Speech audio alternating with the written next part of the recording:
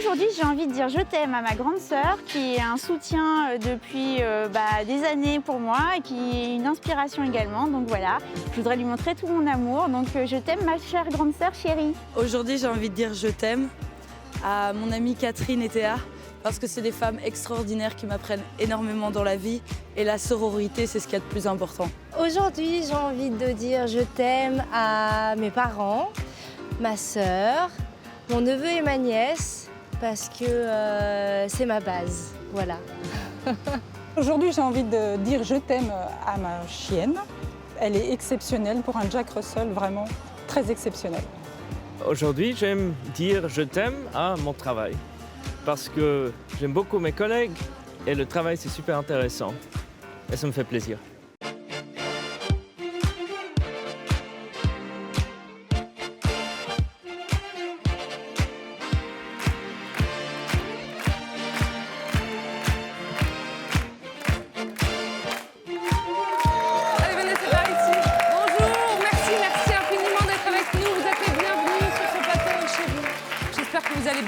On va prendre soin de vous aujourd'hui. Et d'ailleurs, je commence toujours l'émission par mon mot du jour. Aujourd'hui, merci Lisa. Partenaire. Et oui, c'est pas toujours facile de trouver le bon partenaire. Celui avec qui on peut danser, par exemple, n'est-ce pas? Oui, c'est un style de danse. Oui.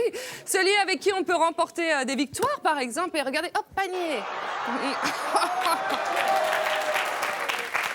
Ou bien simplement celui qui vous correspond parce qu'il vous rend la vie meilleure, comme c'est le cas d'Akan, ce chien Akita Inu, qui a sauvé la vie d'Alban, atteinte du syndrome de la TDAH. C'est le trouble déficit de l'attention avec ou sans hyperactivité. Ils sont nos invités, accompagnés de notre fidèle spécialiste du comportement animal, Sarah Janin. Je les remercie d'être là. Le partenaire idéal, c'est celui qui nous complète et parfois, c'est celui aussi qui nous ressemble. D'ailleurs, je crois que je viens de trouver le partenaire idéal pour André Manoukian. Il est né la semaine dernière, il s'appelle Narval, regardez bien à l'image ce qu'il se passe. Voilà, c'est un chien, regardez bien. Oui, il a une queue sur le front. C'est vraiment le partenaire idéal pour André Manoukian. Ça fait dérangeant. Le chien va très bien. Et puis elle est seule sur scène, mais à travers elle, il y a beaucoup de personnages qui vivent, tous plus dingues les uns que les autres. C'est Camille Lelouch, la talentueuse showgirl hyperactive qui sera notre invitée aujourd'hui. Bienvenue encore une fois.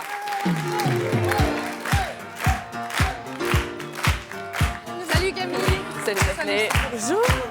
Bienvenue. Salut les chiens. Installez-vous, je vous en prie, autour de cette table. Ah oui, juste là, comme ça. Oh là là, bam bam.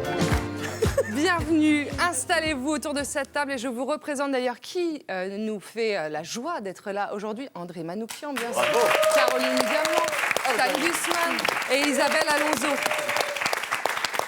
Alors, bienvenue, je vais vous présenter ma voisine dans quelques instants qui a une histoire extraordinaire à vous raconter. Mais d'abord, je vous représente Camille qui est avec nous. Camille, qu'on est très contente de recevoir. J'espère que tout va bien. Tout va bien. Cette femme que vous voyez là a un emploi du temps de ministre à l'heure actuelle. Donc là, elle va faire une petite pause par chez nous puisque vous êtes humoriste, vous êtes chanteuse, vous êtes comédienne. C'est une véritable showgirl, comme on dit à l'américaine. Le public vous a découverte en 2015 sur le plateau de The Voice. Vous aviez donné évidemment de la voix jusqu'en demi-finale. Mais depuis, vous comptez près de 2 millions d'abonnés sur les réseaux sociaux où vous régalez. C'est incroyable. Moi, je me lève où avec vous Camille, régalez les fans de vos vidéos. Et elle se rend C'est compte de vrai. rien. Ah non, mais attendez.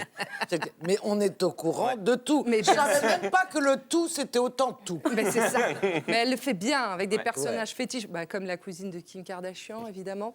On vous voit de plus en plus souvent au cinéma aussi. Vous l'avez vu, Camille, vous étiez à l'affiche de Damien veut changer le monde ou encore Mon Inconnu ou Le Dindon dernièrement. Mais surtout, c'est le spectacle dont on va parler. Camille Lelouch, en vrai, vous jouez partout à guichet fermé. D'ailleurs, vous serez le 16 janvier à l'Olympia, c'est déjà complet. Voilà, mais je donne quand même la date, ça me fait plaisir. Le 21 mars et le 22 mars au Théâtre de Paris. Et puis surtout, vous savez, je donne jamais juste des dates parisiennes. Quand on invite nos artistes, on les aime parce qu'ils font le tour de France. Et là, c'est la tournée des Zéniths, à partir de janvier 2020. La tournée des Zéniths. Est-ce qu'on peut dire que c'est un bon cadeau de Noël à glisser? Une petite enveloppe pour une invitation sous le sapin de Noël. Tout à fait. Deux. Sympa d'offrir 2 invitations. Mais moi j'adore aller seule au cinéma, voir des spectacles. Non, mais là, au Je suis un peu spectacle, il faut cinglée. venir à 5-10. 5-10, 5-10. Voilà. Il paraît qu'en dessous de 20, vous prenez pas. Voilà. Dingue. Donc allez-y, en groupe, en famille. Mais oui, évidemment. Ça va, la gestion du stress?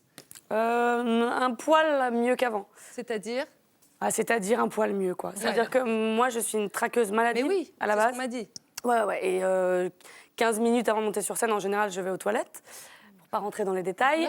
Ici, on te C'est dit tout. alors. obligatoire. Ouais, c'est obligatoire. Ouais. C'est tellement violent que Ouais. mon estomac se transforme. Et là, de savoir que mon spectacle se finit définitivement au mois de mars, j'ai eu un petit déclic il y a quelques dates et du coup, je suis dans le plaisir absolu là. Enfin. Mais c'est-à-dire que c'est au bout de 250 dates. Ouais. Donc c'est tard. Mais Il paraît que François Berléand, Mais comment? qui est très traqueux, Oui. et qui est quand même un très grand comédien, Oui, qui a un peu bien plus sûr. de bouteilles que vous, Oui. il paraît qu'on met sur les toilettes du théâtre loge de François Berléand. Tellement il est traqueux. Vous voyez? je sais pas si c'est flatteur. Voilà, je sais avez- pas, alors, il a raconté cette anecdote lui-même, hein, c'est pour ça que je me Non, permets mais c'est un de joli la point commun raconter. pour démarrer l'émission voilà. avec notre invité. Oui, bah oui. On sait recevoir, madame. Évidemment, je remarque. Alors Camille, d'ailleurs, est-ce que vous pensez que l'adage selon lequel le chien est le meilleur ami de l'homme, qu'est-ce que vous en pensez? Vous êtes d'accord avec ça? Vous avez des animaux? Non, j'ai pas d'animaux parce que j'ai beaucoup de tocs. C'est la seule raison. Et donc les poils et tout, c'est-à-dire que si je dois faire le ménage 17 fois par jour, Ah, c'est pas vrai. c'est juste la seule raison parce que Maniaque. j'adore. Ouais, maniaque. De la Maniaque, mais propreté. par contre, j'adore les animaux. Quand C'est je la suis chez mes seule amis meuf qui ou- fait la méthode de Marie Kondo, hein, faut le savoir en France. Ah, bien. Qui est Ah une non, mais méthode de Ça m'a- rangement. Ça m'a donné envie. C'est super. C'est-à-dire, expliquez-nous ce que c'est. Sinon, Elle va expliquer. C'est une méthode de pliage en 3. Alors, qui est hyper au taquet sur le truc. Tu plies tout un peu comme un livre et ça tient debout tout seul. Voilà. Et c'est fantastique. Et tu Oui. fais ça avec tes culottes, avec tes chaussettes, Oui. avec tes t-shirts, tes jeans. Et c'est super quand c'est bien rangé. J'ai jamais plié une culotte en 3. Eh ben, ça tient Fantastique, debout. ça tient debout. Donc Ah tu oui. vois tout. Et Et c'est tu vrai vois que tout. c'est important d'avoir des culottes qui tiennent debout. Bah oui, c'est important. C'est souvent celle des hommes qui tiennent debout. C'est-à-dire, une fois que tu as fini de tout plier, tu n'as plus qu'à recommencer au début, quoi. Ouais. Mais Non apparemment, c'est anti-stress aussi. Ouais, exactement. On en parlera Ouais. dans quelques instants. Ok. Alors, celle que je voulais vous présenter, c'est ma voisine. Je vous présente Alban et sa chienne qui est juste là, qui s'appelle Akan. Trop mignonne. Et bienvenue, Alban. Si c'est pas dans mes habitudes, je vais te tutoyer parce que tu nous l'as demandé. Donc, Oui, oui, ça soyez pas m'arrange. étonnés. Voilà, je vais te tutoyer tout simplement. Loin, elle lui a déjà sauvé la vie plusieurs fois, notamment un soir où tu avais oublié quelque chose sur la gazinière. Oui, c'est ça. En fait, j'ai commencé à me faire cuire un plat et après, il fallait que j'aille à l'étage, mais je ne savais plus pourquoi. Et ça m'arrive tout le temps, très souvent. Ouais. Et donc, j'arrive là-haut et je me dis, bah mince, qu'est-ce que je fais là? Là, je vois que c'est le bazar, donc je me dis, bah, je vais commencer à ranger. Une fois que j'étais motivée à le faire. Donc, je range et après, je me dis, je vais prendre une douche. Donc, je vais à la douche et la machine, elle monte les escaliers. Et donc, je sors de la salle de bain et la chienne, elle m'aboie dessus, elle me saute dessus, comme si elle me réclamait à sortir, en fait. Donc, je suis descendue et là, ça sentait le gaz chez moi. Donc là, j'ai éteint le gaz tout de suite et je suis sortie avec elle. Vous avez déjà entendu ça aussi? Alors non, j'ai jamais entendu ça. Par contre, c'est vrai qu'elle peut réagir au changement dans l'environnement. Elle a peut-être jamais senti cette nouvelle odeur qui arrive Elle a parce senti que le danger. ouais, et les gaz domestiques ont heureusement une odeur qu'on Une ajoute. odeur forte. Ouais. Oui, Et, ça, j'ai découvert ça. Mais c'est vrai que elle a senti le danger, mais sans avoir fait l'association avant, parce qu'à moins qu'elle ait déjà senti le gaz et suivi d'une explosion, Ouais. elle l'aurait pas. Moi, ça m'est arrivé la même chose. Enfin, la même chose, pas avec le gaz, mais on est dans une maison, il y a une piscine. Anton, mon petit, il a un an et demi. Et la piscine, elle est tout entourée, quoi, de barrières. Il ne peut pas y aller. Donc, on est dans la salle de bain. Puis, tout d'un coup, le chien monte comme un fou. Il se met à aboyer. Mais qu'est-ce qui se passe? Mais donc, il aboie tellement, on descend. Et en fait, le gamin, il avait réussi. Il avait ouvert la porte. Il s'était introduit au bord de l'eau par un petit trou qu'on n'avait pas identifié. Et il était en train de jouer avec la flotte, quoi. Et le chien comme un prévenir. fou, ouais. Alors, je ne sais pas quelle était la race de ce C'était un chien, mais en labrador. tout cas, Akan, elle est issue d'une race de chiens japonais, les Akita-Inu. Akitori. Akita Inu. Je ne sais Akita pas Inu. pourquoi je n'arrive pas à le prononcer. C'est la même race que le célèbre Hachi. C'est ce chien japonais, vous avez peut-être entendu parler de cette histoire, qui a attendu le retour de son maître chaque soir à la gare pendant 10 ans, sans savoir que ce dernier était décédé. Loin de moi, vous tirez l'histoire des larmes, mais c'est pour vous imaginer la fidélité. Il va l'attendre jusqu'à sa mort, jusqu'à sa propre mort. Cette race de chien, elle a quelque chose de particulier. Quand Elle même, lui ressemble Sarah. en plus avec son oreille qui tombe. Hein. Oui. Oui, c'est une race de chien qui est très ancienne. C'est des chiens primitifs et qu'on avait sélectionné au départ alors comme auxiliaire de chasse, mais très vite aussi comme gardien. Et c'est certainement cette fonction de gardien qui a conservé, en tout cas chez ces chiens, cette tendance à la fidélité, à l'exclusivité aussi pour leurs propriétaires. C'est des chiens qui peuvent être un peu réactifs sur les personnes inconnues qui arrivent au domicile, par exemple, parce qu'ils avaient cette fonction de gardien initialement. Ouais. D'accord. Mais je voudrais dire qu'il n'y a pas que les chiens, il y a beaucoup d'animaux qui ont des comportements comme ça et qui sauvent. Moi, j'avais des animaux à une époque et une ânesse a sauvé la vie d'une jument. C'est elle qui nous a emmenés jusqu'à l'endroit où la jument s'était enlisée dans des sables mouvants. Elle n'avait plus que la tête dehors. Et elle a fait du raffut jusqu'à ce qu'elle réussisse à nous emmener. Je veux dire que le sens du danger des animaux, ce que je trouve génial, c'est que maintenant, avec la vidéo, on filme des tas de trucs qu'on ignorait complètement et qui permettent de beaucoup mieux connaître les animaux, du coup, de mieux communiquer avec eux et du coup, de mieux les utiliser comme auxiliaires de vie avec les enfants, avec les personnes âgées, avec les malades. C'est génial. Ce qui a permis d'ailleurs à Alban et à ta chienne d'œuvrer dans une association qui vient en aide justement aux enfants atteints de TDAH. C'est quoi ton rôle au sein de l'association ? Alors moi, je donne des cours particuliers à domicile à titre gratuit et également j'oriente les gens vers les bons professionnels de santé. Je suis présente sur les groupes Facebook de TDAH partout pareil. Et donc on vient en soutien aux familles. Moi, j'ai des ados des fois qui appellent. J'ai des parents d'enfants qui sont... Les parents, ils sont comme complètement démunis parfois, ils n'en peuvent plus, parce qu'il n'y a aucune reconnaissance de ce trouble au niveau de l'éducation nationale. C'est très difficile, en tout cas, d'avoir une oreille attentive. Ce qui fait qu'il y a beaucoup d'adultes qui se retrouvent sans avoir été dépistés, justement. Voilà, et d'autant plus que... Et ça peut faire des parcours chaotiques. Très marginaux à la fin. Oui. Complètement. Mais c'est vrai, l'hyperactivité intérieure dont vous parliez, cérébrale, celle-là, on peut être un hyperactif qui s'ignore du coup et s'en rendre compte effectivement à 30 ans, 40 ans. En fait, ce qui rend les choses d'autant plus difficiles dans le diagnostic, c'est que le TDAH peut passer inaperçu si on a un haut potentiel intellectuel, c'est-à-dire un QI supérieur à la moyenne. C'est comme l'autisme, c'est des trucs qui vont avec une très forte intelligence. Justement, c'est super que vous en parliez parce que je voulais faire une parenthèse là-dessus. Le TDAH et l'autisme, pour moi, ça devrait être regroupé ensemble parce que c'est exactement la même chose.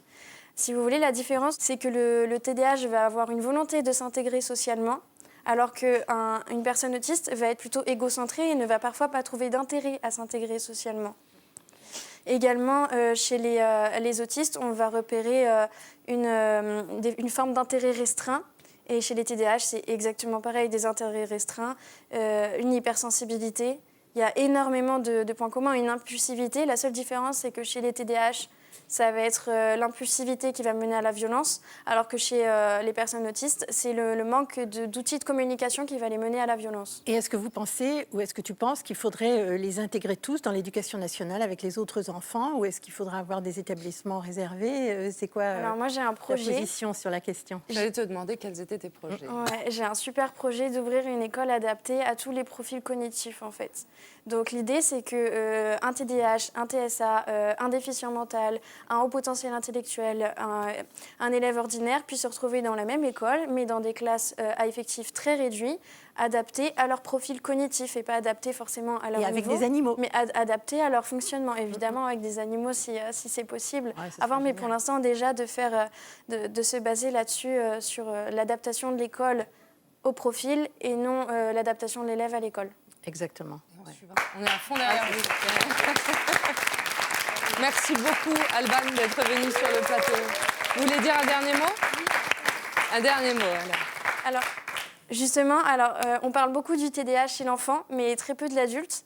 Et le 14 mars 2020, je vais être invitée avec le docteur Jean-Baptiste Alexanian, spécialiste reconnu du TDAH et des troubles associés, à une conférence qui se passera à la bibliothèque Simone de Beauvoir à Rouen et qui est organisée justement par cette assemblée de bibliothèques. Et donc je vous invite à venir. Les inscriptions se font fin février à la bibliothèque de Rouen, donc n'hésitez pas à venir. Là, vous allez avoir du monde. Bravo. Merci Alban, merci beaucoup. À bientôt Alban. Merci Sarah. Merci beaucoup. Elle se voit dans le miroir. Il était bien. Il se regarde dans le miroir. Il se regarde dans le miroir. Ah, c'est vrai ? Quoi? Elle se regarde dans le miroir. Regarde dans la glace. C'est génial. C'est trop Mais ça va, narcissique? Oh non, c'est trop mignon.